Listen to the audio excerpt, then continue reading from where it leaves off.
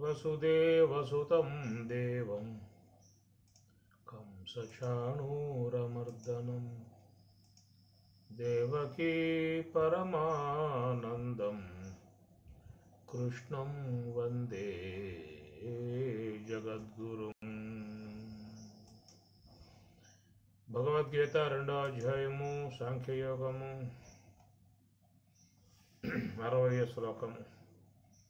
యతతో happy Kaunteya పురుషస్య విపశ్చితః ఇంద్రియాణి ప్రమాదీని హరంతి ప్రసభం మనః. యతతః హి అపి కౌంతేయ పురుషస్య విపశ్చితః. యతతః అపి, యతత అంటే యతనే ప్రయత్నం చేసేటువంటి వారు, యోగ సాధన సంబంధమైనటువంటి మోక్ష సాధన కార్యక్రమంలో ఉన్నటువంటి వారు అని అర్థం. యతతులు, యతీశ్వరులు. యతత అంటే ప్రయత్నము, యతి అంటే యతనే ప్రయత్నం కలిగి ఉన్నటువంటి వారిని యతీశ్వరులు అంటారు. నిరంతర సాధనా సంబంధమై ఉన్నటువంటి దాని యందు నిమగ్నమై ఉన్నటువంటి వారు. యతతః అపి కౌంతేయ పురుషస్య విపశ్చితః. విపశ్చితః అనగా బాగుగా విషయావగాహన కూడా కలిగి ఉన్నాడు. ఈ ప్రకారంగా యోగ సాధన సంబంధమై ఉన్న ప్రయత్నం చేస్తూ ఉన్నాడు. విపశ్చితః చక్కటి అవగాహన కూడా పొంది ఉన్నాడు. అలా అయి ఉన్నప్పటికీ కూడా ఇంద్రియాని ప్రమాదీని హరంతి ప్రసభం మనః. ఇంద్రియాని ఇంద్రియములు, మనః మనస్సుని, ప్రమాదీని ప్రమాదమైనటువంటి విధానములో, ప్రసభం బలత్కారముగా, హరంతి హరించివేయుచున్నవి. హరంతి హరిస్తూ ఉన్నవి.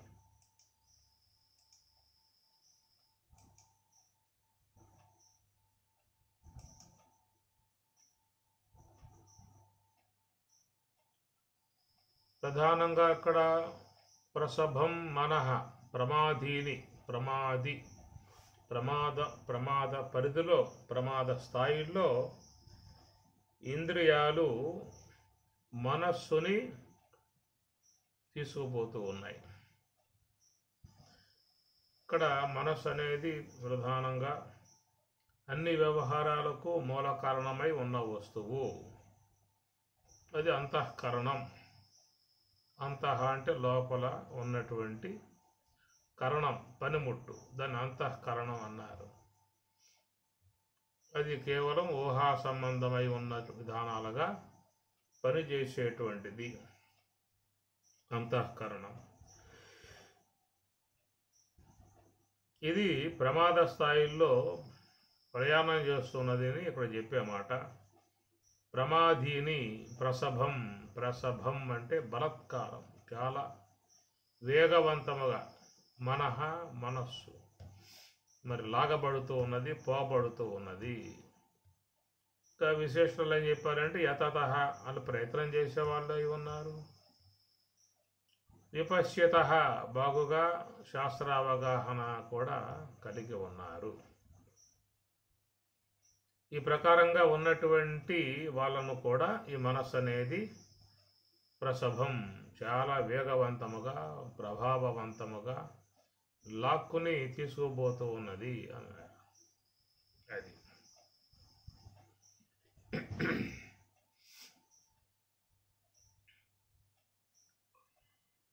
కారణం ఏంటంటే మరి ఈ మనస్సులో చేరి ఉన్నటువంటి సంస్కారములు, దాంట్లోనే గుణాలు ఉన్నాయి బాగా మనస్సు లోపల. దైవీ గుణాలు, ఆసురీ గుణాలు రెండు ఉన్నాయి కదా. ఈ రెండు కూడా మరి మనస్సులో చేరి ఉన్నటువంటివి. కేవలం మనస్సు అయి ఉన్నట్లయితే ఈ ప్రమాద స్థాయికి వాళ్ళు పోయే అవకాశాలు కావు. కేవలై ఇంద్రియై అపి కాయేన మనసా బుద్ధ్యా కేవలై ఇంద్రియై అపి. కేవలై అంటే దాంట్లో ఏమి లేవు, మొత్తం వాళ్ళు కడిగేసుకున్నారు. ఇది బ్రహ్మజ్ఞానంలోకి వర్తించే విషయం.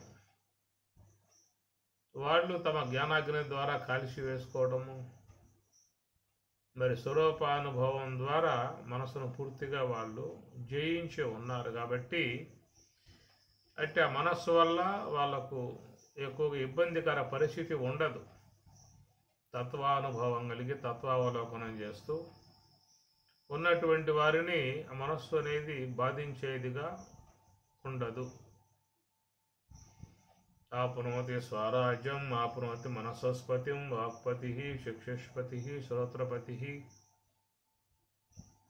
ఆపునోతి స్వరాజ్యం అన్నారు కదా. స్వ అంటే ఆత్మ, ఆత్మ యొక్క అనుభవాన్ని పొందినటువంటి వారు మహాత్ములు. అందువల్ల వాళ్ళ అంతఃకరణం అనేది వాళ్ళకి విజృంభణముగా ఉండదు.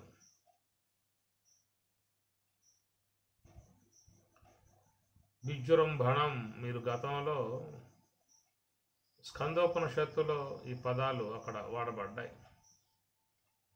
నిజం నిజవద్భాతి అంతఃకరణ జృంభణాత్.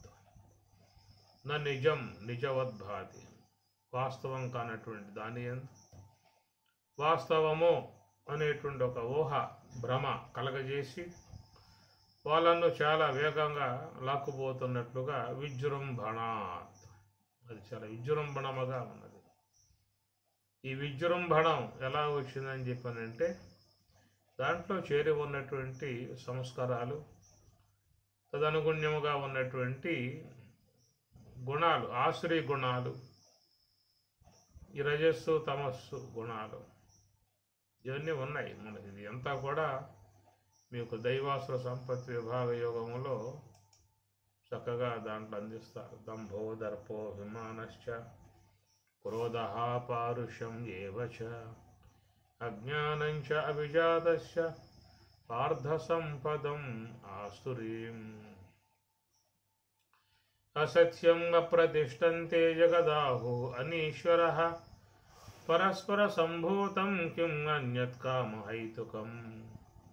ఏతాం దృష్టిమవష్టభ్య నష్టాత్మానోల్పబుద్ధయః ప్రభవంతి ఉగ్రకర్మాణం క్షయాయ జగతః అహితాః. కామమాశ్రిత్య దుష్పూరం దంభమానమదాన్వితాః మోహాత్ గృహీత్వా సద్గ్రాహాన్ ప్రవర్తంతే అశుచివ్రతాః అని ఎట్లా మనకి ఆశ్రయ సంపత్తి గురించి దాంట్లో 16వ అధ్యాయంలో చెప్పుకొస్తారు. సాధకులై ఉన్నటువంటి వారికి చాలా ఉపకరించేటువంటి అధ్యాయము 16వ అధ్యాయం దైవాసుర సంపత్తి విభాగ యోగం. ఆ గుణాలు, వాటి ప్రభావాలు ఎట్లా ఉంటాయనేటువంటిది చక్కగా మనకి ఆయన గారు తెల్లగా తెలియజేశాడు. వాటి కారణంగానే మనస్సు విజృంభించే విధానము. కాబట్టి పరమాత్మ కూడా మనసు గురించి చెబుతూ యతతః అపి ప్రయత్నం చేసేవాళ్ళుగా ఉన్నప్పటికీ కూడా వాటి ప్రభావాలకు గురై వాళ్ళు కూడా పోతూ ఉన్నారు. ఎందుకంటే వీళ్ళు ప్రయత్నం చేస్తూ ఉన్నారు. అలాంటి వారిని ఈ గుణాలు, వాసనలు, సంస్కారాలు ఎప్పుడూ కూడా వారిని ఎంతో వేగవంతంగా తీసుకుపోయే విధానం అనేది ప్రాథమిక స్థాయిలో ఉన్నారు. కాబట్టి అలాంటి ఆ ప్రమాదంలో పడేటువంటి పరిస్థితి వీటి వల్ల ఏర్పడుతుందని చెప్పని వాటిని గమనించుకొని ఎప్పటికప్పుడు వాటి ప్రవృత్తి మార్గాలని చూసుకుంటూ తన జీవన విధానాన్ని కొనసాగించుకోవాల్సి ఉంటుంది. యతతో హ్యపి కౌంతేయ పురుషస్య విపశ్చితః ఇంద్రియాణి ప్రమాదీని హరంతి ప్రసభం మనః. వాళ్ళ మనస్సును అట్లాగా లాక్కోసుకోతుంది. తాని సర్వాణి సంయమ్య యుక్త ఆసీత మత్పరః వశే హి యస్యేంద్రియాణి తస్య ప్రజ్ఞా ప్రతిష్ఠిత. తస్య అతని యొక్క ప్రజ్ఞ ప్రతిష్ఠిత స్థిరమైనదిగా ఉన్నది. తాని సర్వాణి సమస్తములగు ఇంద్రియాలను సంయమనం పరచాలి అన్నాడు. యుక్త ఆసీత మత్పరః, కాబట్టి ఆ విధంగా సంయమనము చేయటము అని చెప్పనంటే యుక్త ఆసీత మత్పరః, మత్ నాయందు ఆసక్తి గలవాడై, ఆసీత్ ఉండవలయను, ఆసీత ఉన్నటువంటి వాడు.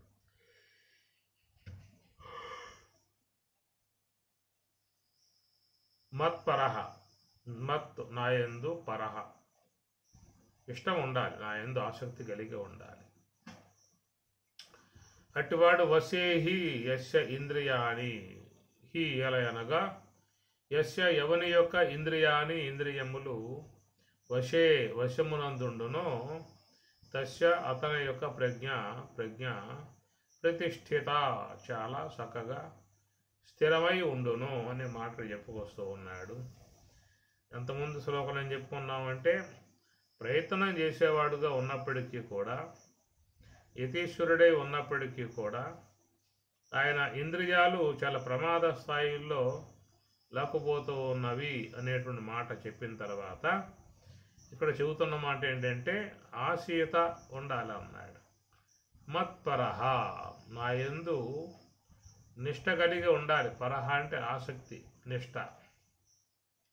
అది మత్ అంటే నా యొక్క. మరి నా యందు అని చెప్పానంటే మామూలుగా సాకారాంశమునందు చాలా వరకు అందరు భావన చేస్తారు. కృష్ణ పరమాత్మ యందు లగ్నం చేయాలి, శ్రీమన్నారాయణుని యందు లగ్నం చేయాలి, శ్రీరామచంద్రమూర్తి యందు లగ్నం చేయాలి. ఇట్లా మరి శ్రీ మహావిష్ణువు యొక్క అవతారాలు ఏవైతే ఉన్నాయో ఉపాసనా సంబంధమై ఉన్నటువంటి ఆకారాల యందు మన మనస్సుని లగ్నం చేసేదానికి అర్థముగా చాలామంది చెప్పే విధానం ఉంటుంది. ఇక్కడ ఈ పదాన్ని బట్టి మత్ అన్నాడు కాబట్టి, మత్ అంటే నా యందు ఆసక్తి కలిగి ఉండు, ఆసీత ఉండు అన్నాడు. ఈ సాకారమూర్తిగా సామాన్యంగా భావించుకునే విధానం ఉంటుంది. ఈ ప్రకారంగా సాకారమునందు భక్తి కలిగి చేసేటువంటి యొక్క అంశాన్ని మనం తక్కువగా భావించి దాన్ని చెప్పే అవసరం లేదు. ఇక్కడ సశాస్త్రీయంగా మనం ప్రయాణం చేసినట్లయితే మత్ అంటే నా యొక్క అన్నప్పుడు బ్రహ్మము, మత్ అంటే బ్రహ్మముకు అర్థం వస్తుంది. నేను, అహం, నేనంటే ఏం చెబుతాం మనం? స్థూల దేహాన్ని చెప్పుకోం కదా, నేను దేహము అని చెప్పి అనరు. తాత్విక జ్ఞానములో తాత్వికముగా ప్రయాణం చేసేటువంటి వారు ఎవరు కూడా నేను దేహము అని చెప్పి అనరు. అజ్ఞాన దశలో ఉన్నటువంటి వారికి మాత్రమే నేను దేహం అనే భావం అనేది వస్తుంది. జ్ఞానాన్ని అధ్యయనం చేసి ఉన్నటువంటి వారు మాత్రం నేను అని చెప్పాల్సి వచ్చినట్లయితే ఎవరు కూడా ఈ దేహము నేననేటువంటి ఒక భావనతో మాట్లాడరు. నాహం దేహో నేంద్రియాణ్యంతరంగం నాహంకార ప్రాణవర్గో న బుద్ధి, ఎన్ని కూడా అద్వైతాన్ని అధ్యయనం చేసి ఉన్నటువంటి వారు కాబట్టి అద్వైత భావన కలిగి ఉన్నటువంటి వాళ్ళల్లో మాత్రం నేను అనే మాటకి దేహాన్ని ఎవరో కూడా చెప్పరు. స్థూల దేహము, సూక్ష్మ దేహము, కారణ దేహానికి విలక్షణంగా ఉన్నాను అని ప్రకారంగా త్రివిధ అవస్థలకు, త్రిదేహాలకు విలక్షణత్వముగా వారు పరోక్ష జ్ఞానం ద్వారా దర్శించే అవకాశం ఏర్పడుతుంది. కాబట్టి త్వంపద లక్ష్యార్థములో పృచగాత్మ అన్నప్పుడు తత్వద లక్ష్యార్థములో అప్పుడు పరమాత్మ అవుతాడు. కనుక పరమాత్మయే బ్రహ్మము అని అర్థం. తత్పద లక్ష్యార్థము పరమాత్మ అయితే ఆ పరమాత్మయే బ్రహ్మము, ఆ పరమాత్మయే ఈశ్వరుడు అని కూడా చెప్పాల్సి వస్తుంది. తత్పద లక్ష్యార్థములో బ్రహ్మము తత్పద వాచ్యార్థములో ఈశ్వరుడు, త్వంపద లక్ష్యార్థములో ప్రత్యేగాత్మ, త్వంపద వాచ్యార్థముగా చూస్తే జీవుడు. ఇది అందువల్ల నేను అని అన్నప్పుడు త్వంపద వాచ్యార్థముగా నేను జీవభావం కలిగి ఉన్నాను అని చెప్పాలి. అంటే లక్ష్యార్థములో త్వంపద లక్ష్యార్థం చూసినట్లయితే నేను కేవలం సచ్చిదానందమై ఉన్న ఆత్మస్వరూపుణ్ణి. ఈ ఆత్మయే బ్రహ్మం. తత్పద వాచ్యార్థములో ఈశ్వరుడు, తత్పద లక్ష్యార్థములో పరమాత్మ. అందువల్ల పరమాత్మ అని చెప్పన్నప్పుడు శుద్ధ బ్రహ్మము. ఎందుకంటే ప్రత్యేగాత్మ పరమాత్మ, పరమాత్మల ఏకత్వమే బ్రహ్మము అన్నాం కాబట్టి. కనుక త్వంపదం నీవు, తత్పదం ఆయన. తత్ అంటే ఆయన, త్వం అంటే నీవు, అది అర్థం. కాబట్టి నీవనే విషయంలో త్వంపద వాచ్యార్థముగా చెప్పుకోవాల్సి వస్తే జీవుడుగా చెప్పుకోవాలి. త్వంపద లక్ష్యార్థంగా చెప్పుకోవాల్సి వస్తే ప్రత్యేగాత్మ చెప్పాలి. అట్లనే తత్పద విషయంలో చూసినప్పుడు తత్పద వాచ్యార్థంగా చెప్పుకోవాల్సి వస్తే ఈశ్వరుడు, తత్పద లక్ష్యార్థంగా చెప్పాల్సి వస్తే ఈశ్వరుడు పరమాత్మ. అంటే ఆ పరమాత్మయే బ్రహ్మము అనే భావం అన్నమాట. కాబట్టి ప్రత్యేగాత్మ పరమాత్మల ఏకమై ఉన్న వస్తువే బ్రహ్మము అంటారు. అందువల్ల ఇక్కడ మత్పరహ అని స్వామి చెబుతూ ఉన్నాడు. త్వత్పరహ అని చెప్పి అనలేదు. త్వత్ అంటే నీ యొక్క, నీ యందు నీవు ఆసక్తి కలిగి ఉండు అని చెప్పనే మాట రాలా. మత్పరహ, మత్ అంటే నా యందు అన్నాడు. నా యందు అని ఉన్నప్పుడు ఏం చెప్పుకున్నాము? తత్పద వాచ్యార్థము, తత్పద లక్ష్యార్థం. తత్పద లక్ష్యార్థమై ఉన్నదేమిటి అంటే పరమాత్మ. ఈ పరమాత్మయే బ్రహ్మము. తత్పద వాచ్యార్థం అని చెప్పన్నప్పుడు ఏం చెప్పుకున్నాం? ఈశ్వరుడు అని చెప్పుకున్నాం. అందుచేత ఈశ్వరుడు అని చెప్పన్నప్పుడు ఎక్కడ చెప్పుకోవాలి మనం? మహాకారణము చెప్పుకోవాలి. త్వంపద వాచ్యార్థము ఈ జీవుడు అన్నప్పుడు మనలో ఎక్కడ చెప్పుకోవాలి? నేత్రస్థలము, కారణదేహ స్థలము. నేత్రస్థలము, కారణదేహ స్థలము నందు త్వంపద వాచ్యార్థముగా ఉన్న జీవుడు. అగ్నిస్థలం. అదే ప్రకారంగా తత్పద వాచ్యార్థమై ఉన్నటువంటిది ఎవరయ్యా అంటే ఈశ్వరుడు, తత్పద వాచ్యార్థం. కనుక ఈశ్వరుడు అని చెప్పన్నప్పుడు మనలో మహాకారణమునందు ఉన్నటువంటి శుద్ధ సాత్విక బ్రహ్మాకార వృత్తి. ఈ శుద్ధ సాత్విక విధానముగా ఉన్నటువంటి గ్రహణ స్థలం, మహాకారణ స్థలములో ఉన్నటువంటి అతడే ఈశ్వరుడు. రోజుకు 21,600 సార్లుగా శ్వాసలను సంచారం చేయిస్తూ అక్కడ నివాసముగా స్వామివారు కూర్చొని ఉన్నారు. ఆయన ఈశ్వరుడు. నీకు ఈ మాట భగవద్గీతలోనే మరొకసాట 18వ అధ్యాయంలో ఈశ్వర సర్వభూతానాం హృద్దేశే అర్జున తిష్టతి బ్రాహ్మయన్ సర్వభూతాని. బ్రాహ్మయన్ సర్వభూతాని, సమస్త భూతములను బ్రాహ్మయన్ ఆయన త్రిప్పుతూ ఉన్నాడు. బ్రాహ్మయన్ త్రిప్పుతూ ఉన్నాడు. సమస్త జీవులు వ్యవహారం చేసుకోవటానికి ఆయనే కారకుడు. సమస్త ప్రాణులు వారి వారి బతుకులు కలిగి వ్యవహారం చేస్తున్నాయంటే దాని కారకుడు ఈశ్వరుడు. ఇది పరమాత్మ చెప్పిన మాట. అందుచేత మహాకారణ స్థలమునందున్నటువంటి ఈశ్వరుడు ఈ శ్వాస అనేటువంటి దానిని ఆయన ఆడిస్తూ ఉండటం కారణంగా ఈ లోకంలో జీవులు, ప్రాణులు జీవించి ఉన్నాయి. శ్వాస ఒక్కటి ఆడటం కారణంగా నేత్రం పనిచేయవచ్చు, పనిచేయకపోవచ్చు. శ్రోత్రేంద్రియం పనిచేయవచ్చు, పనిచేయకపోవచ్చు. వాగేంద్రియం పనిచేయవచ్చు, పనిచేయకపోవచ్చు. పాదేంద్రియం పనిచేయవచ్చు, పనిచేయకపోవచ్చు. ఏది ఉన్నా ఏది లేకపోయినా ముఖ్యంగా ప్రాణం మాత్రం ఉండాలి. అది కాస్త లేకపోయిందా అంటే జీవితమే లేదు. ఈ లోకంలో వాడు ఉండే అవకాశాలు లేవు, దేహంతో ఉండే అవకాశాలు లేవు.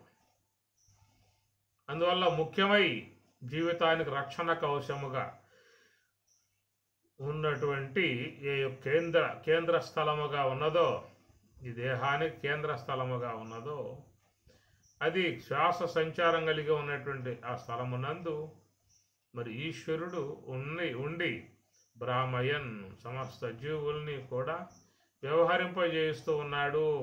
శ్వాసను సంచారం చేయిస్తూ తాను సమస్త జీవుల్ని వ్యవహారం చేయించేవాడుగా ఉన్నాడు. కాబట్టి ఈశ్వర సర్వభూతానాం హృతదేశే అర్జున తిష్టతి పరమాత్మ అన్నాడు కనుక ఆ హృదయ దేశముగా ఉన్నటువంటి మహాకారణమునందే ఈశ్వరుడు ఉన్నాడు అని అర్థం. అయితే ఆ ఈశ్వరుడే తత్వద లక్ష్యార్థముగా పరమాత్మ తానే బ్రహ్మము. అయితే ఇక్కడ మత్పరహ ఆసీత అంటున్నాడు. మత్పరహ ఆసీత, నాయందు ఇష్టము గలవాడై, నాయందు మరి మనసును పెట్టినటువంటి వాడై ఆసీత ఉండవలయును. ఆసీత్ ఉండుట, ఆసీత ఉండవాలి అన్నప్పుడు ఏమర్థం వచ్చింది మనకి? మనలో ఉన్నటువంటి ఈశ్వరుడు తత్పద వాచ్యార్థము అన్నాం. ఆ భాగంలోనే తత్పద లక్ష్యార్థంగా చూస్తే పరమాత్మ అన్నారు. తత్పద వాచ్యార్థముగా చూసినప్పుడు అక్కడ అవిద్య, మాయా బ్రహ్మము యొక్క ఆభాస ఇవన్నీ కూడా చేరి జీవభావన ఈశ్వర భావన తోపింపజేస్తూ ఉన్నాయి. కాబట్టి ఈ శరీరములో, ఈ భౌతిక మన దేహముగా మన దేహం అంటాము, అది వ్యవహారం కోసం చెప్పే మాట తప్ప మన దేహమేం కాదు. మన మాట వింటలేదు. అది వినేట్లుగా అంటే ఊరుకుంటారు అందరూ. అది ఈశ్వరాజ్ఞకు లోబడి ఉన్నది. కాబట్టి ఈ దేహం మనము ఈ దేహము, నా దేహములో, నా లోపల ఈ పదాలు వాడుతున్నామంటే అది కేవలం వాచ్యార్థ సంబంధం గ్రహించుకోవాల్సి ఉంటుంది. బోధ వినే వాళ్ళకు అవగాహన కావటానికి కొన్ని పదాలు వాడాల్సి వస్తుంది. ఆ విధముగా వాడబడ్డప్పటికీ కూడా తర్వాత మళ్ళీ ఇవన్నీ కూడా అపవాదం చేయబడతాయి, తొలగింపజేయబడతాయి. ఈ ప్రకారంగా నా యందు, నా దేహమునందు అనే మాట వాడినప్పుడు మరి మత్పరహ ఆయన ఎక్కడ ఉన్నాడు? మనలో ఈశ్వరుడు. అది మహాకారణ స్థలము. ఆ మహాకారణ స్థలం నందు ఉన్నాడు కాబట్టి ఈ యొక్క శ్వాస యొక్క సంచారం అనేది జరుగుతూ ఉన్నది. ఈ శ్వాస సంచారం, గాలి సంచారం జరుగుతూ ఉన్నది కాబట్టే శరీరములో అన్ని భాగాలు పనిచేస్తూ ఉన్నాయి. కనుక నీ యొక్క దేహానికి రక్షకుడు సర్వేశ్వరుడుగా భావించుకోవాల్సి ఉంటుంది. ఈ ప్రకారంగా మరి మన ఈ దేహమునందు మరి స్వామివారిని ఎక్కడ చెప్పాలి? మత్పరహ అన్నాడు. తత్పరహ, త్వత్ అనే పదం వాడు. త్వత్ అంటే త్వత్, నీ యొక్క, మత్ నా యొక్క అని అర్థం. కనుక మత్పరహ, నాయందు నువ్వు ఆసక్తి కలిగి ఉండాలి, నాయందు నువ్వు నిలిచి ఉండు. ఆసీత్ అంటే ఉండుట. అసభువిత్యస్మాత్ ధాతోః, అస్ అనే ధాతువు ఏర్పడింది ఆసీత్ అనేటువంటి పదం. ఆసీత్ అనేటువంటి పదమే అస్మి అనేది కూడా ఏర్పడుతుంది. అస్మి స్త్వః సంతి, అస్మి అయి ఉన్నాను. అహం బ్రహ్మ అస్మి, అహం నేను, బ్రహ్మ బ్రహ్మమును. అస్మి అయి ఉన్నాను. అది ఎప్పుడవుతుంది? సాధనలో అనాత్మంతా కూడా జడమై పడిపోగా, అనాత్మంతా జడమై పడిపోగా కేవలం తుర్యమునందు నీవు మాత్రమే అక్కడ శేషించి ఉంటావు. కాబట్టి అక్కడ మరి ఆ స్వరూప స్థితిలో చేరి ఉన్న దానికి అస్మి అనే పదం వాడాలి. అహమస్మి, అహం బ్రహ్మాస్మి అంటాడు. పూర్ణస్థితి. అహం బ్రహ్మాస్మి పూర్ణస్థితి. అందరికీ రాదది.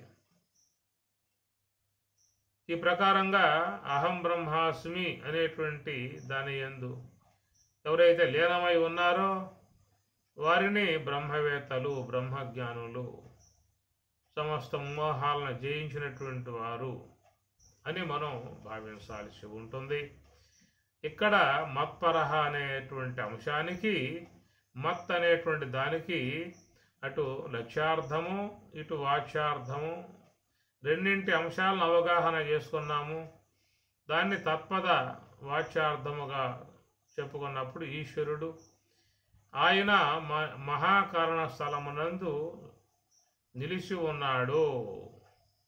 ఆ మహాకారణములో ఉన్నటువంటి యొక్క ఆయన ఈ శ్వాసకు, ప్రాణానికి ప్రాణపతిగా ఉన్నాడు.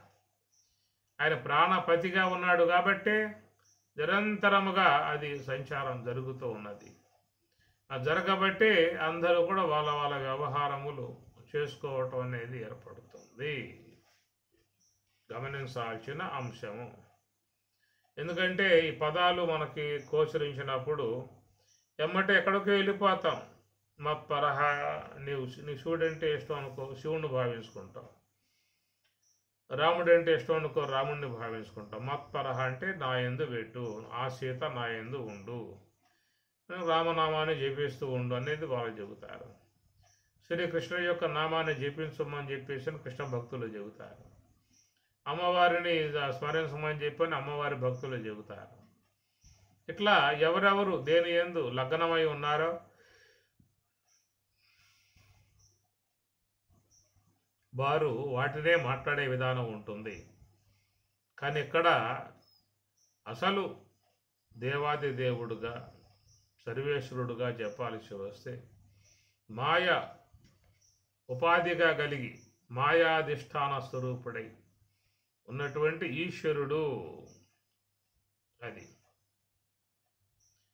మాయనంతు మహేశ్వరం. కాబట్టి మాయ ఉపాధిగా చేసుకుని ఉన్నటువంటి యొక్క మహేశ్వరుడు సమస్త విశ్వ శాసకుడు, సమస్త జీవుల శాసకుడు.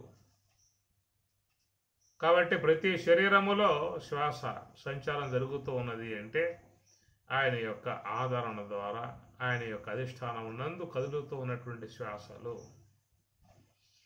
లోకంలో మానవులు భిన్నంగా భావించుకుంటారు, వేరే వేరే మతస్థులుగా భావించుకుంటారు. ఇవన్నీ కూడా మస్తిష్కము నుండి, మతి బుద్ధి నుంచి పుట్టినటువంటి, మనస్సు నుంచి పుట్టినటువంటి యొక్క భావాలు. నేను బౌద్ధుణ్ణి, నేను జయుణ్ణి, నేను క్షాత్రియుణ్ణి, గానపత్యుణ్ణి, నేను వాడిని, వీడిని, ఇవన్నీ కూడా ఇదంతా మనోకల్పన, మనస్సు యొక్క భ్రమ పుట్టించింది మనస్సు. ఆ భ్రమలో పడేసి అందరినీ కూడా తిప్పుతా ఉన్నది. పంచభ్రాంతులు చెబుతారు కదా, కర్తృత్వ, భోక్తృత్వ భ్రాంతి, వికార భ్రాంతి, సంఘ భ్రాంతి, జగత్సత్యత్వ భ్రాంతి, ఇలాగా చెప్పుకొచ్చేవన్నీ కూడా ఈ మనసు చేసేటువంటి గారడీ వ్యవహారము. కానీ మనం వాస్తవం గ్రహించినట్లయితే మత్పరహ అన్నప్పుడు సమస్త ఈ పంచభూతాత్మిక విశ్వానికి మరి నిర్మాణకర్తగా ఉన్నటువంటి ఈశ్వరుడు. ఆయన సమస్త దేవతలకు కూడా ఆయనే మూలకారకుడు. అది కలడంబోది కలండు గాలి కలడాకాశంబునన్ కుంభినిన్ కలడగ్నిన్ దిశలన్ పగళ్ళ నిశలన్ కద్యోత చంద్రాత్మలన్ కలడు ఓంకారంబునన్ త్రిమూర్తుల త్రిలింగ వ్యక్తులందంతటన్ కలడు ఈశుండు కలండు తండ్రి, కలడీశుండు కలండు తండ్రి అన్నాడు. ఆయనే త్రిమూర్తులలో ఉన్నాడు, పంచభూతాలలో ఉన్నాడు, సమస్త జీవులలో ఉన్నాడు. ఆ ఈశ్వరుడే ఆ ఉన్నటువంటి అంతటా అందరి యందు, అన్ని జీవుల యందు ఉన్నటువంటి నివాసముగా ఉన్నటువంటి ఈశ్వరుడు మనలో ఈ మహాకారణ స్థలమునందు ఈ శ్వాస సంచారం, ప్రాణ సంచారం జరిగేటువంటి ఆయన అక్కడ కూర్చొని భ్రామయన్ సర్వభూతాని, సమస్త భూతములు ఆయన గారు త్రిపుతూ ఉన్నాడు, వ్యవహరింపజేస్తూ ఉన్నాడు. కాబట్టి ఈ ప్రకారముగా మనం భావించినట్లయితే అంతటా వ్యాపకమై ఉన్నటువంటి ఈశ్వరుడు, సమస్త జీవుల నియామకుడై ఉన్నటువంటి ఈశ్వరుడు, సమస్త జీవుల ప్రాణములను కదిలిస్తూ అందరి బతుకులను కాపాడుతున్నటువంటి ఈశ్వరుడు ఎక్కడ ఉన్నాడు అని చెప్పనే మాట చూసినట్లయితే మహాకారణస్థలమునందు. ఇందువల్ల అక్కడే శ్వాస సంచారం, అక్కడే ఊపిరి, అక్కడే ప్రాణం ఉన్నది. ఆ ప్రాణానికి పతిగా ఆయన అక్కడే ఉన్నాడు. ఈ ప్రకారముగా మత్పరహ, నాయందు ఆసక్తి గలవాడై ఆసీత ఉండవలయును అనేటువంటి మాట చూసినప్పుడు ఇది మరి పూర్ణముగా ఉన్నటువంటి యోగ సమాధికి వర్తిస్తుంది. సాధనా సంబంధమై ఉన్నటువంటి యొక్క సాధకుని యందు ఈ అంశం వర్తిస్తుంది. యుక్త ఆసీత, యుక్త అంటే ఉండుట, ఉండవలయును, యుక్త ఉండవలయును, ఆసీత ఉండుట. యుక్తుడు అనే పదం వాడారు ఎక్కడ. యుక్తుడు అనేది కూడా మరి ఈశ్వర సన్నిధిలో ఉన్నటువంటి దానికి యుక్తుడు అనే. గీతలో కూడా సందర్భాలను అనుసరించి స్వామివారు ఈ యొక్క పదానికి నిర్వచనం చేసుకొచ్చారు గతంలో. అనగా రాబోయే శ్లోకాలు, రాబోయే అధ్యాయాల్లో కూడా ఈ విషయం వస్తుంది. యుక్త అనే పదం చాలా బాహాటంగా వస్తుంది. చాలా సందర్భాల్లో పరమాత్మ పదాన్ని వాడుతూ ఉంటాడు. జ్ఞాన విజ్ఞాన తృప్తాత్మ కూటస్థ విజిత ఇంద్రియ యుక్త ఇతి ఉచ్యతే. యుక్త అంటాడు. యుక్త అంటే యుక్తుడు. మరొక చోట కూడా పరమాత్మ నిర్వచనం చేస్తూ యుక్త కర్మ ఫలం త్యక్త్వా శాంతిం ఆప్నోతి నైష్ఠికీం అయుక్త కామకారేణ ఫలే సక్తో నిబధ్యతే. అయుక్త కామకారేణ, అయుక్త అయుక్తుడుగా ఉన్నటువంటి వాడు, కామకారేణ కేవలం కామ్యభావములు కలిగి పోయేటువంటి వాడు, ఫలసక్త ఫలములందు ఆసక్తి కలిగి ఉండేటువంటి వారుగా చెప్పడం జరిగింది. ఇక యుక్తుడు అనే విషయం వచ్చినప్పుడు యుక్త కర్మఫలం త్యక్త్వా శాంతిం ఆప్నోతి నైష్ఠికీం అన్నాడు. చాలా గొప్ప పదాలు దీంట్లో పరమాత్మ వాడాడు. నైష్ఠికీం, నిష్ఠా సంబంధమైంది నైష్ఠికీం అంటారు. నిష్ఠా సంబంధమైంది నైష్ఠి, వికుంఠ సంబంధమైంది వైకుంఠం, కేవలత్వ సంబంధమైంది కైవల్యం, కేవలత్వ సంబంధమైంది కైలాసం. ఈ ప్రకారంగా ఉన్నటువంటి ఆది వృద్ధి అని చెప్పని అంటారు. కాబట్టి ఈ ప్రకారముగా నైష్ఠికీం అనే మాట నిష్ఠ అనగా శ్వాస నిష్ఠ, మనస్సుని హంస యొక్క ఆశ్రయంలో పెట్టడమే శ్వాస నిష్ఠ. కాబట్టి యుక్త కర్మఫలం త్యక్త్వా శాంతిం ఆప్నోతి.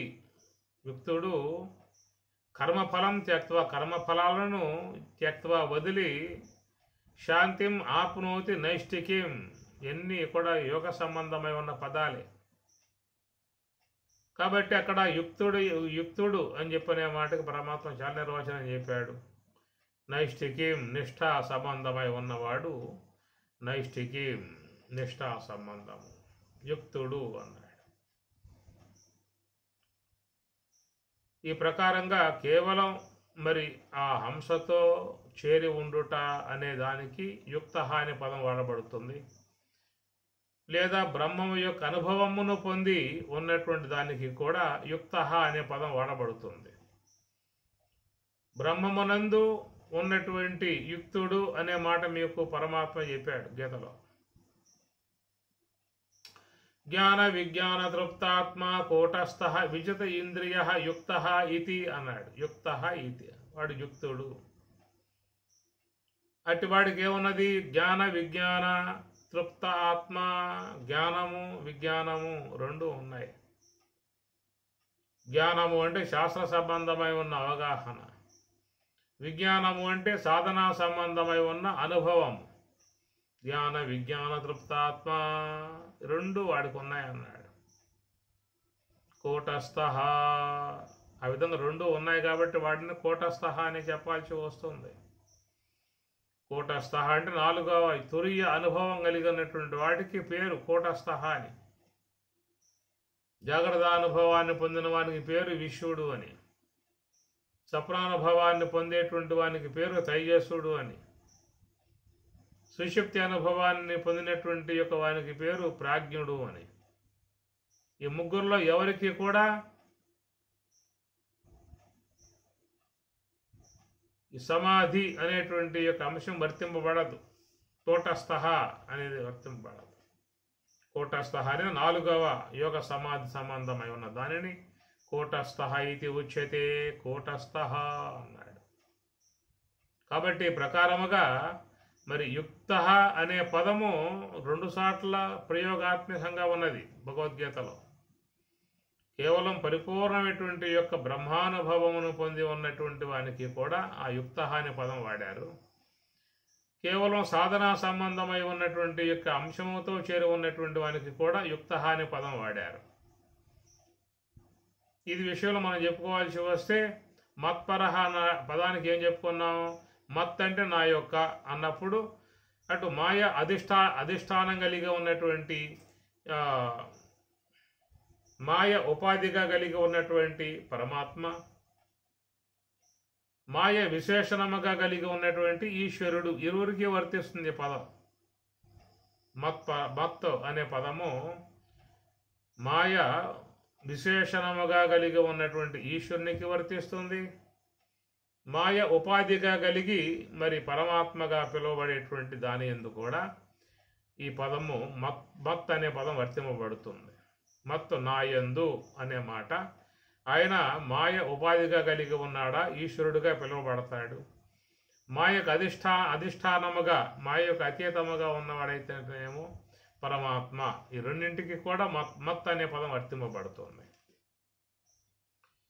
అట్లాగా పక్కన యుక్త అనే పదం కూడా చెప్పుకున్నాం. ఇది కూడా బ్రహ్మముతో ఉన్నప్పుడు ఉన్నటువంటి యొక్క భావం తెలియజేసే విషయముగాను చెప్పడం జరిగింది. కేవలం హంస యొక్క ఈశ్వరుని యొక్క ఆశ్రయంలో ఉన్నటువంటి యొక్క అంశమునకు కూడా యుక్త అనే పదం వాడబడింది. ఎక్కడెక్కడ వాడబడ్డాయి అని చెప్పానంటే మరి 6వ అధ్యాయంలో వచ్చేటువంటి జ్ఞాన విజ్ఞాన తృప్తాత్మ కూటస్థ విజిత ఇంద్రియ యుక్త ఇతి అన్నాడు. వాడు యుక్తుడు అన్నాడు. ఈ శ్లోకంలో కేవలం బ్రాహ్మీ అనుభవమును పొందినటువంటి యొక్క వానికి వర్తింపబడేటువంటి అంశాలు దీంట్లో ఉన్నాయి. జ్ఞానము అంటే గురువు ద్వారా గ్రహించినటువంటి తాత్విక సంబంధమై ఉన్న అవగాహన. విజ్ఞానము అని చెప్పనంటే సాధన ద్వారా కలిగినటువంటి యొక్క యోగ సమాధి సంబంధ జ్ఞానం విజ్ఞానం. ఈ రెండు ఉన్నటువంటి వాడు విజిత ఇంద్రియాలను పూర్ణముగా జయించాడు. యుక్త ఇతి అన్నాడు, వాడు యుక్తుడు అన్నాడు. కాబట్టి అది కేవలం స్వరూప అనుభవంలో ఉన్నటువంటి సందర్భంలో చెప్పిన మాట. అదే యుక్త అనేటువంటి యొక్క అంశం మరొకసారి ఏమన్నారు? యుక్త కర్మ ఫలం త్యక్త్వా శాంతిం ఆప్నోతి. యుక్త కర్మ ఫలం త్యక్త్వా, యుక్తుడు కర్మఫలం త్యక్త్వా శాంతిం ఆప్నోతి. యుక్తుడు కర్మఫలం త్యక్త్వా. ఏవా కర్మఫలాలు అని చెప్పనంటే మనస్సులో కలిగినటువంటి యొక్క సంస్కారములే కర్మఫలం. కర్మల యొక్క సంబంధమై ఉన్న పాప పుణ్యములుగా చేరి ఉన్నటువంటి సూక్ష్మదేహంలో చేరి ఉన్నటువంటి ఫలం అది. ఆ ఫలము నుండే ఈ ఆలోచనలు అనేటువంటి ఏర్పడుతూ ఉన్నాయి. కాబట్టి ఫలం త్యక్త్వా. కాబట్టి ప్రకారముగా మరి నైష్టికి నిష్ఠా సంబంధమై మనస్సుని శ్వాసయందు నిశ్చలముగా పెట్టి చేసేటువంటి ధ్యాన సంబంధమై ఉన్నటువంటి అంశము యుక్త. కాబట్టి యుక్త అనే పదము ఈశ్వరుని యందు చేరి ఉన్నటువంటి అంశానికి యుక్త అనే పదం వాడారు. మాయను దాటి శుద్ధ బ్రహ్మములో చేరి ఉన్నటువంటి ఆయనకు కూడా యుక్త అనే పదం వాడారు. 2 సార్ల ప్రయోగాత్మకముగా పరమాత్మ చెప్పిన మాట. ఈశ్వరునితో ఉన్న వాణ్ణి కూడా యుక్తుడు అన్నారు. ఆ యొక్క మాయను దాటి శుద్ధ బ్రహ్మములో చేరి ఉన్నటువంటి వానికి కూడా యుక్త అనే పదం వాడటం జరిగింది. మాయాపతిగా ఉన్నటువంటి మహాకారణ స్వరూపుడకు ఈశ్వరుణ్ణి ఆశ్రయించకుండగా మాయకు అతీతమై ఉన్నటువంటి పరమాత్మ స్వరూపాన్ని ఆశ్రయించకుండగా ఈ రెండింటి యందు కూడా మరి వానికి ఎలాంటి యొక్క స్థానం లేకుండా ఉన్నటువంటి వాడికి చెప్పిన మాట ఏమిటి? అయుక్త కర్మ, అయుక్త అనే పదం వాడారు. అయుక్త కామకారేణ ఫలే సక్తో నిబధ్యతే, అయుక్త కామకారేణ. అందువల్ల వీడు కేవలం జారిపోయాడు, ఈశ్వరత్వం నుంచి జారిపోయాడు, పరమాత్మ నుంచి జారిపోయాడు, ఈశ్వరత్వం జారిపోయాడు.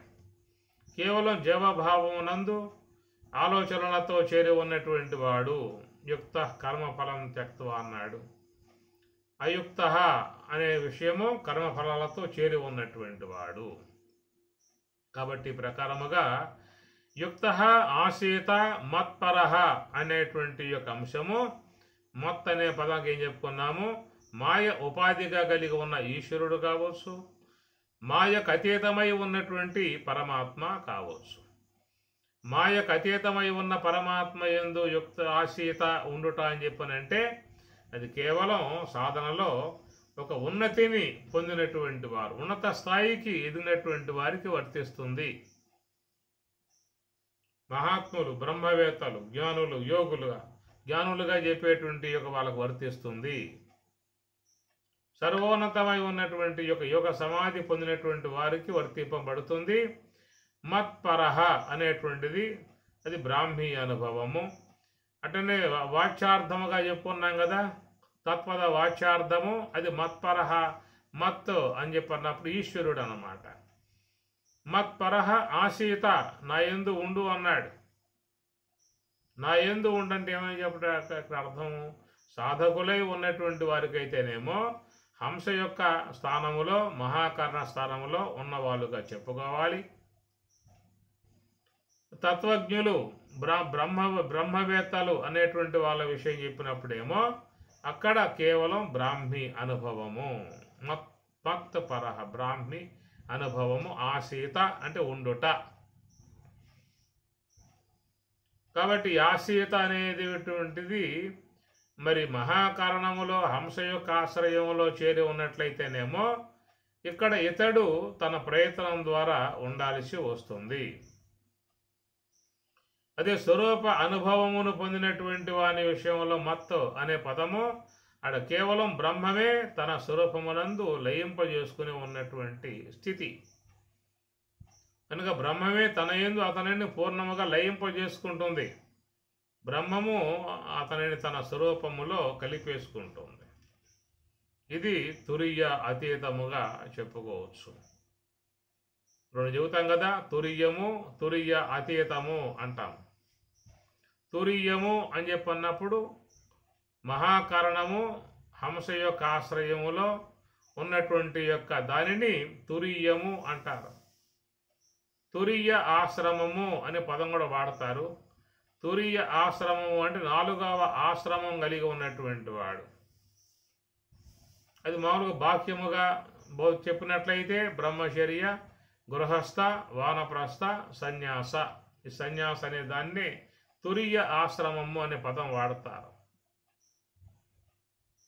కాబట్టి ప్రకారంగా తన ఒంటి మీద ఉన్నటువంటి తెల్ల వస్త్రాలు లాంటివి తీసివేసి కాషాయ వస్త్రాలు లాంటివి ధరించే విధానంగా చేయటాన్ని అది సన్యాసము అని చెప్పని, అంటే ఆ సన్యాసాన్ని స్వీకరించడమే తురియ ఆశ్రమములో ఉన్నాను అనే మాట వాడుతూ ఉంటారు.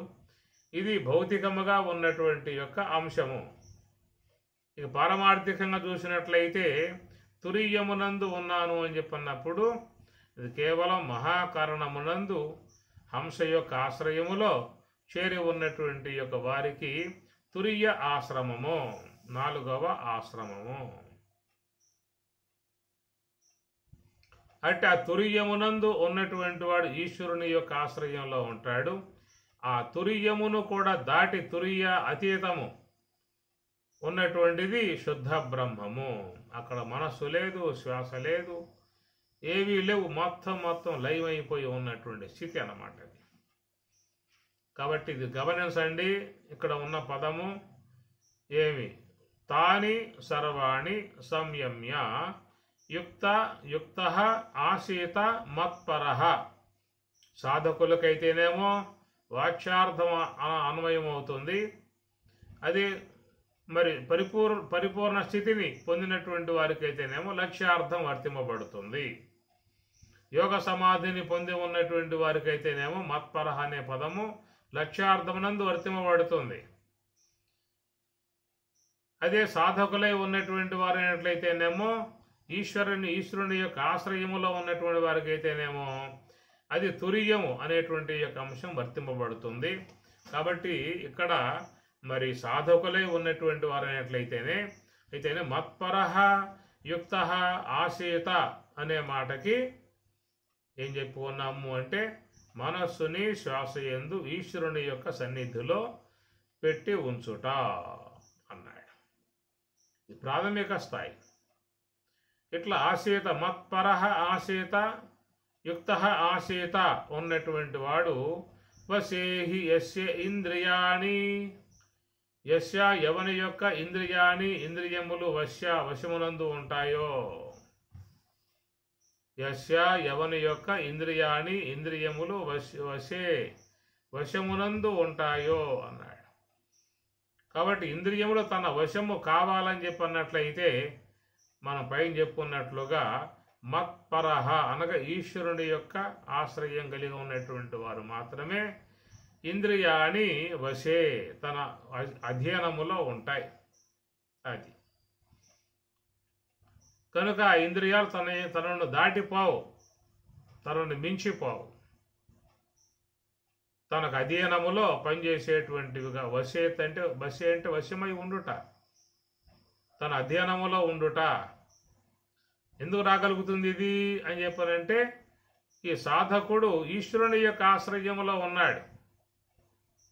కృష్ణపరమాత్మల వారిని ఋషికేశుడు అన్నారు, అర్జునుడిని గుడాకేశుడు అన్నారు. నిద్రకు సంబంధించి ఉన్నటువంటి వాడు గుడాకేశుడు అయితే ఋషికేశుడు ఋషికానాం ఇంద్రియానాం ఈశః ఋషికేశః, ఇంద్రియములన్నిటినీ కూడా తన యొక్క అధ్యయనములో పెట్టుకుని ఉన్నటువంటి వాడు కాబట్టి ఋషికేశః, ఋషీనాం ఋషికానాం ఇంద్రియానాం ఈశః ఋషికేశః. కనుక ఇంద్రియములు తన అధ్యయనములోకి రావాలని చెప్పన్నట్లయితే మహాకారణాశ్రయములో ఉండి ఈశ్వరానుగ్రహమును పొందినటువంటి వారికి మాత్రమే సమస్త ఇంద్రియములు తన అధ్యయనములోకి వచ్చే విధానం ఏర్పడుతుంది. ఈ ప్రకారముగా యస్య ఇంద్రియాని వశే, ఎవని యొక్క ఇంద్రియములు తన వశములో ఉంటాయో అనేటువంటి మాట ఎక్కడ వర్తిస్తుందయా అని చెప్పానంటే ఎవరు అవిద్య ఉపాధిగా కలిగి ఉన్నటువంటి యొక్క జీవుడుగా ఉన్నారో అంటే ఆ జీవుడుగా ఉన్నటువంటి వాని యొక్క విషయంలో మరి వశే అనేటువంటి యొక్క అంశం వర్తింపబడదు. అతడు ఇంద్రియాలకే వశమై ఉంటాడే తప్ప ఇంద్రియములు తనకు వశమై ఉండే విధానం కాదు. యస్య ఇంద్రియాని వశే అన్నాడు కాబట్టి ఇంద్రియములు తన వశములో ఉన్నాడు. కానీ ఇంద్రియాలకు వశములో ఉండేది ఎవరు? జీవుడు. ఇంద్రియాలకు వశమై ఉండేవాడు జీవుడు. ఇంద్రియాలని తన వశములో పెట్టుకున్నటువంటి వాడు ఈశ్వరుడు. అయితే ఇక్కడ సాధకుడు ఎక్కడున్నాడు? మత్పరః ఆసీత. మత్పరః, మత్ అంటే ఈశ్వరుని యొక్క ఆశ్రయంలో మహాకారణాశ్రయంలో ఉన్నాడు కాబట్టి అట్టి వానికి యస్య ఇంద్రియాని వశే, అవన్నీ కూడా తన అధీనంలోకి వచ్చే విధానం అనేది ఏర్పడుతుంది. కొంచెం సూక్ష్మంగా గ్రహించుకోవాల్సినటువంటి అంశములు ఈ శ్లోకములో ఈ విధంగా స్వామివారు చాలా చక్కగా వివరణాత్మకముగా చెప్పుకొస్తూ ఉన్నారు. తాని సర్వాణి సంయమ్య యుక్త ఆసీత మత్పరః. కనుక తాని అంటే సర్వాణి ఇంద్రియాని ఇంద్రియాలను సంయమ్య వాట్లను తన అధీనంలోకి తెచ్చుకోవాలి అనేది ఎవరికైనా ఉన్నట్లయితే వారు మత్పరః ఆసీత, నా యందు వాళ్ళు ఉండాలి. అంటే ఏమిటి అంటే మహాకారణాత్మక హంస యొక్క ఆశ్రయములో ఈశ్వర సాన్నిధ్యములో ఉన్నట్లయితే వాడు సమస్త ఇంద్రియాలని తన అధీనంలోకి తెచ్చుకునే అవకాశం ఆయనకి ఏర్పడుతుంది. మత్పరః ఆసీత తాని సర్వాణి సంయమ్య అన్నాడు. అవి సంయమ్య నిగ్రహింపబడతాయి. యస్య ఇంద్రియాని వశే, ఎవని యొక్క ఇంద్రియాలు వశమునందు ఉంటాయో తస్య ప్రజ్ఞ ప్రతిష్ఠిత, వారి యొక్క ప్రజ్ఞ చాలా స్థిరమైనదిగా ఉంటుంది అన్నారు. అందువల్ల ఇక్కడ దీంట్లో మనకి 2 అంశాలు చక్కగా గోచరించాయి. ఒకటి, తత్పద వాచ్యార్థముగా ఉన్న ఈశ్వరుణ్ణి ఆశ్రయించటము, ఆయన ఆశ్రయం ద్వారా తత్పద లక్ష్యార్థమై ఉన్నటువంటి బ్రహ్మము పరమాత్మలోకి చేరిపోవటము. సాధకులుగా ఉన్నటువంటి వారు గ్రహించాల్సినటువంటి యొక్క అంశము మత్పరహ అన్నప్పుడు మాయ ఉపాధిగా కలిగి ఉన్నటువంటి మాయాధిష్టానమై ఉన్నటువంటి ఈశ్వరుడు మహాకారణమునందు ఉన్నాడు కాబట్టి ఆ మహాకారణమునందు ముందు చేరాలి. తత్పద వాచ్యార్థముగా ఉన్న ఈశ్వరుణ్ణి చేరగలిగితే దాని ద్వారా ఆయన అనుగ్రహముతో మరి తత్పద లక్ష్యార్థమై ఉన్నటువంటి బ్రహ్మం వద్దకు పోయే అవకాశము ఏర్పడుతుంది. ఈ మాటే స్వామి చెప్పారు. ఎక్కడ చెప్పారంటే దదామి బుద్ధియోగంతం అన్నారు. దదామి ఇస్తున్నాను, నేను వారికి బుద్ధి యోగాన్ని ప్రసాదిస్తున్నాను అన్నారు. ఎవరికి ఇస్తారు? సతతం కీర్తయంతో మాం భజతాం ప్రీతిపూర్వకం దదామి బుద్ధియోగంతం. ఎవరు భజతాం ప్రీతిపూర్వకం, ప్రీతిపూర్వకముగా మహాకారణాత్మక ఈశ్వరుని యొక్క సాన్నిధ్యంలో ఉంటారో అలాగా ఉన్నటువంటి వారికి స్వామివారు ఏం చెప్పారు? దదామి, ఇస్తూ ఉన్నాను. ఏమిస్తూ ఉన్నాను? బుద్ధి యోగం. దాన్నే జ్ఞానయోగం అంటారు. బుద్ధి యోగం అనే పదమే జ్ఞానయోగం. దదామి బుద్ధి యోగం, దదామి జ్ఞానయోగం. అది ఈశ్వరుడు ఇస్తాడు.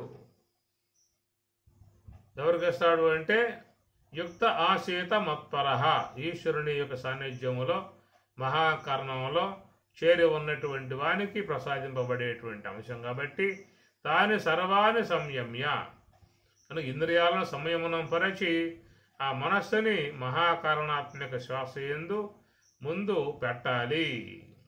ఆ పెట్టినట్టయితే యస్య ఇంద్రియాని వశే, యస్య ఎవని యొక్క ఇంద్రియములు వశే వశమునందు ఉంటాయో, ఆ వశంలోకి రావాలని చెప్పనంటే ఈశ్వర సాన్నిధ్యాన్ని ఆశ్రయించిన వానికి తప్ప వచ్చే అవకాశం లేదు.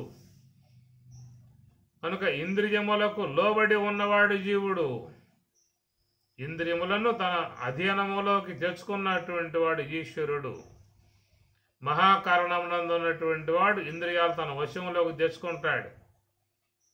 కేవలం అగ్నిస్థలం, కారణదేహ స్థలం ఉన్నటువంటి జీవుడు ఇంద్రియాలకు అధీనుడై పనిచేసేటువంటి వాడుగా ఉంటాడు.